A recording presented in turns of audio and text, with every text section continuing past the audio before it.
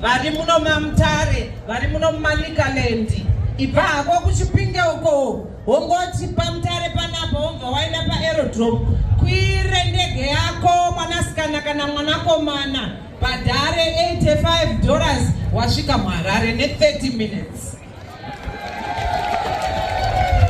Wodzoka woita zvaunoita muHarare makusena yaka urimo masikati kana zuva rovira pacha wadzoka paMutare. Kwatiri isu kutourism ndiko kukurudzira nzvimbo. Hatigoni kumaketa Manicaland vana baba, hatigoni kumaketa Nyanga, kumaketa Vhumba, kumaketa Beshnav Bridge, Hot Springs, Chipinge, Manicaland uko kunorimwa uko kwatinoti kune agrotourism. Ivo vanhu vasina masvikiro. Vanhu vanga vane masvikiro mamwe chete kuno panguva ino kungofamba nemugwagwa chete.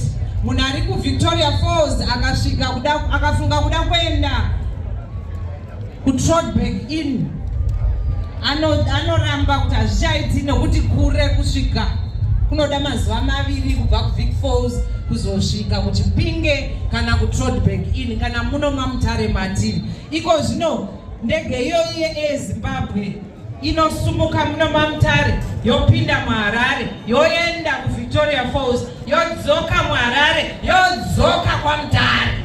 Ndokuti tourism, ndokuti vashanyi vasarudze zvavanoda zvinoenderana nemuhomwe make.